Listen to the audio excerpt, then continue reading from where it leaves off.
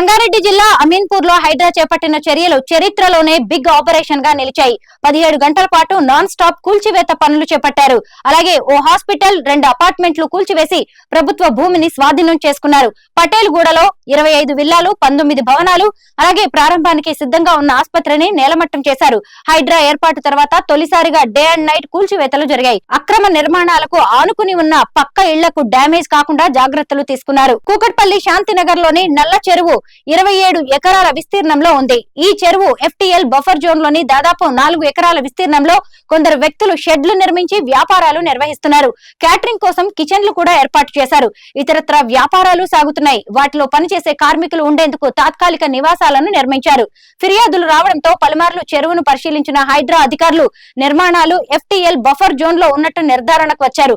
Survey నంబర్లు 66, 67, 68, 69లో ఉన్న 16 వాణిజ్య షెడ్లు, ప్రహరీలను నేలమట్టం చేశారు. ఇందులో 5 క్యాటరింగ్ షెడ్స్, 3 ఫ్లెక్సీ ప్రింటింగ్ నిర్మాణాలు, 2 టెంట్ హౌస్లు, 6 గోడౌన్స్ ఉన్నాయి. సంగారెడ్డి జిల్లా అమీన్పూర్ మున్సిపాలిటీ పరిధిలోని కిష్టారెడ్డిపేట, పటేల్ గూడ గ్రామాల్లో ప్రభుత్వ భూములను ఆక్రమించి చేపట్టిన నిర్మాణాలను హైడ్రా కూల్చివేసింది. వీటిలో ఒకటి 5 అంతస్తుల భవనం కాగా మరో 2 భవనాలు 4 అంతస్తులుగా నిర్మించారు. ఇవన్నీ నివాసేతర నిర్మాణాలు. ఇటీవలే మున్సిపాలిటీలో విలీనమైన పటేల్ గూడ పంచాయతీ పరిధిలోని BSR కాలనీ పక్కన ప్రభుత్వ భూమిలో నిర్మించిన 24 వరుసల ఇళ్లను కూల్చివేశారు. ప్రభుత్వ సర్వే నంబర్ విస్తరించి ఉన్న 12 సర్వే నంబర్ భూమి పక్కనే ఉన్న సర్వే నంబర్ 6 లోని పట్టా భూమిలో బిల్డర్లు ఇళ్లను నిర్మించారు. సర్వేలో ప్రభుత్వ భూమి కబ్జా వ్యవహారం తేలడంతో హైడ్రా కూల్చివేతలకు గ్రీన్ సిగ్నల్ ఇచ్చింది. ఇందులో కొన్ని కుటుంబాలు నివాసం ఉంటుండగా వారికి హైడ్రా అధికారులు, పోలీసులు నచ్చజెప్పి ఖాళీ చేయించారు.